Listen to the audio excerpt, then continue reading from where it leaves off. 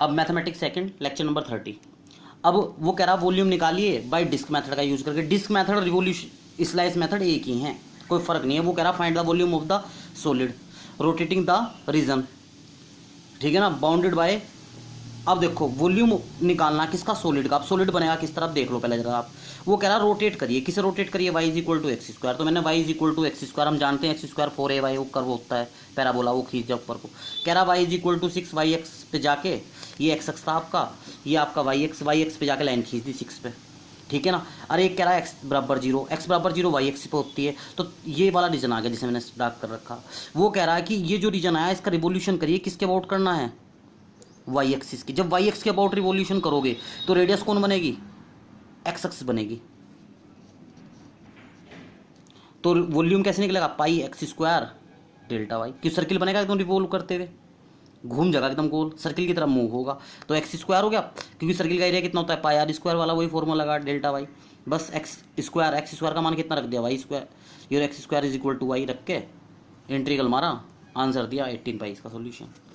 अब वो इसने कहा एग्जाम्पल 6 कह रहा find the volume of solid, solid का वॉल्यूम निकालिए जो किससे जनरेट हो रहा है, by the rotating y is equal to root x का क्या मतलब, स्क्वायर कर दो इसका, y square is equal to x, तो ये वाला कर्व हो गया, ठीक है। इससे y इज इक्वल टू 2 पे जाके line, x is equal to 0 y axis. तो कहने का मतलब ये ऊपर वाला रीजन है, ठीक है ना। किसके अबाउट करना, वाई एक्सिस के, तो वही सेम पहले की तरह से हो गया। तो ये अबाउट, तो पाई एक्स स्क्वायर, रेडियस का काम एक्स करेगा, सिंपल सी बात, जब एक्स एक्स पे फैल रहा। अगर यूं खड़ा फैलता तो रेडियस कौन बनती, इसकी वाई बनती, फिर पाई वाई स्क्वायर होता। तो इसी तरह कैलकुलेशन करा, आंसर रखा, आंसर कितना है 32 पाई बाई 5, सोल्यूशन आ गया इसका, ठीक है। उसके बाद एक एग्जांपल 7 देखो आप, कह रहा कि फाइंड करिए volume of the solid, solid का वॉल्यूम निकालिए जो ऑब्टेंड होता है बाय रोटेटिंग, इस इलिप्स को रोटेट करते हुए बनता है, इलिप्स है ये। अब इलिप्स रोटेट होगा, कुछ भी फिगर बने, तो सिंपल सी बात है जब इलिप्स को रोटेट करोगे तो मैंने खींचना शुरू कर दिया, भाई रोटेट कह रहा किसके अबाउट कह रहा है, एक्स एक्सिस के, तो एक्स के अबाउट कह रहा तो वाई के समानांतर रेडियस बनेगी इसकी। जब रोटेट होना शुरू होगा इलिप्स तो रेडियस का काम कौन करेगा, वाई करेगा। जब एक्स के अबाउट कह रहा तो पाई वाई स्क्वायर डी एक्स, इससे रोटेट करना आपको, ठीक है ना। अब वाई का मान निकाल दिया इस इलिप्स से, रख दिया यहाँ ला के। लिमिट कहाँ से कहाँ तक रोटेट होगा, माइनस से प्लस से, क्योंकि साफ दिख रहा एक्स स्क्वायर बटे ए स्क्वायर, वाई स्क्वायर बटे बी स्क्वायर। इसकी जो शीर्ष हैं वो कितने होंगे, a0 माइनस a0, बार रख दिया, ये रख दिया, इसमें कैलकुलेशन कर दी सारी की सारी, पाई 4 पाई ए बी स्क्वायर बाई 3, इसका आंसर आ गया। सिंपल काम है बिल्कुल एकदम रिवोल्यूशन का। फिर एक आपके पास में एक चीज़ और पढ़ने को मिलेगी आपको इसी चैप्टर में। पहले आपके चारों मेथड आएंगे, मैंने अभी तक 2 मेथड बताए, वॉल्यूम बाय डिस्क और एक सबसे पहला मेथड क्या था, स्लाइस मेथड।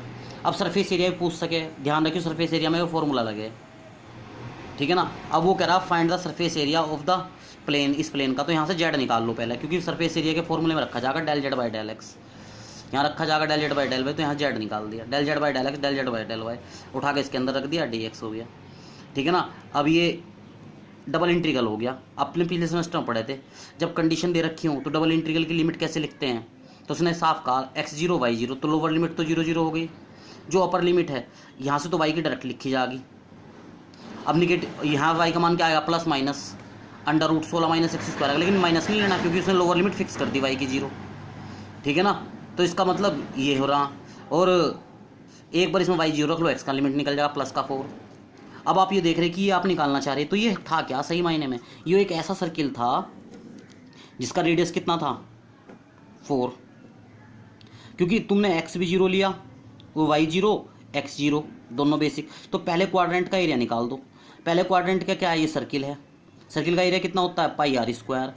तो पाई 4 का स्क्वायर कितना हो गया 16 पाई, लेकिन 4 हिस्से हैं इसके, तुम्हें केवल पॉजिटिव वाले हिस्से का निकालना, तो कितना रह गया 4 पाई रह गया। Area of circle first half 3/2 बाहर था ही, तो मैंने 4 पाई लगाया, 6 पाई इसका आंसर आ गया। बिल्कुल इतना सा काम करना, कोई मुश्किल नहीं है इनका, ठीक है। अब देखो थोड़ा और आगे चलते हैं। अब ये है volume by washer method, washer method भी कुछ नहीं है ऐसा खास। कह रहा फाइंड करिए वॉल्यूम ऑफ सॉलिड, ठीक है ना। एक कर्व दे दिया y equal to x square, तो एक्स स्क्वायर 4ay ऊपर वाला पैराबोला बन गया। फिर x equal to y square is equal to 4ay, ये वाला नीचे वाला कर्व बन गया, ठीक है ना। अब हमें क्या करना, जो ये बीच में कर्व बना ये वाला आपका, ये स्थिति आई है आपकी, एक तो यूँ और एक यूँ, मुझे इसे रिवॉल्व करना, इस वाले हिस्से को केवल। और किसके अबाउट रिवॉल्व करना, वाई एक्सिस के। ये वाई एक्सिस है तो इसके चारों तरफ घुमाना। तो उसने इसे ना घुमा के क्या करा, इसे इस वाले ऊपर वाले हिस्से को घुमा लिया, फिर यहाँ से यहाँ तक को टोटल घुमा लिया और दोनों घटा दिए। तो एक को मैंने x1 मान लिया, दूसरे को x2। x1 वाले को घुमाया तो पाई x1 स्क्वायर dy हो गया, ठीक है ना। अब x2 वाले को घुमाया और दोनों को घटाते ही कौन सा एरिया बचेगा, बीच वाला बचेगा। बस उठा के इसे वासरमैन मेथड बोलते हैं। बिल्कुल वासर को इस तरह समझो, जो वार्शल, एक वर्ड सुना होगा आपने वार्सल, बिल्कुल वार्सल टाइप है बस ये। वार्सल भी तो क्या होता है, बीच में खोखला होता है, किनारों पे चौड़ाई पट्टी होती है, बस वही वाला काम हो गया। पहला पूरा घुमा दिया, फिर आप घुमा दिया, बीच में ब्लॉक बच गया, वो ब्लॉक यहाँ है। वासरमैन मेथड बोलते हैं इसे, वासर मेथड। तो इस तरह कर लेते हैं, इस तरह एरिया निकल गया इसका। टोटली आंसर इतना आ गया। अब ये दूसरा सवाल आ गया, कह रहा इसे x के अबाउट घुमाओ, y is equal to x line है और y is equal to x square है। तो हमने क्या करा, जब x के खड़ी चलेगी, यहाँ पे रेडियस खड़ी बनेगी, एक y1 एक y2। पहले y1 के अराउंड घुमा दिया, ये बन गया, फिर y2 के अराउंड घुमा दिया।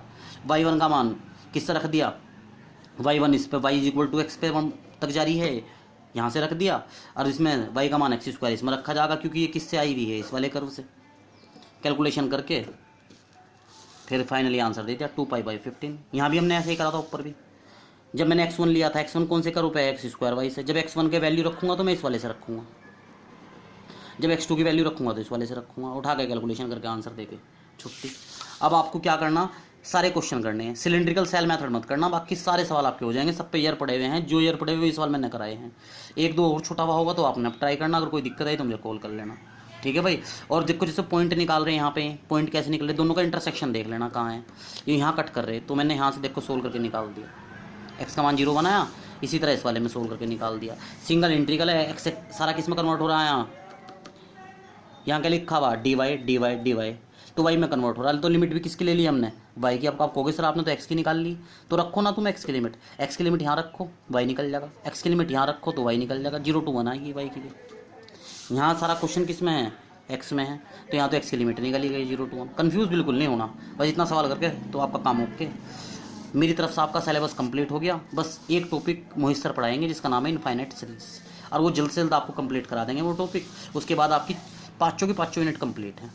कोई प्रॉब्लम आई, कुछ भी आई, मुझे कॉल कर लेना। यूट्यूब पे सारा मटेरियल अवेलेबल है, कभी कोई मटेरियल मैं डिलीट नहीं करूँगा। वीडियो पढ़ना, अगर कोई दिक्कत आए तो मेरा मोबाइल नंबर है वो मैं लिख दे रहा, 9457812110। मुझे कॉल कर लेना भाई और पूछ लेना। अब सीरियस होकर कॉल करना, ये नहीं कि कोई ऐसा नंबर है कि आप उक चुक कॉल करेंगे इसमें, ठीक है ना। मुझे कॉल कर लेना और पूछ लेना, ठीक है। Okay, thank you.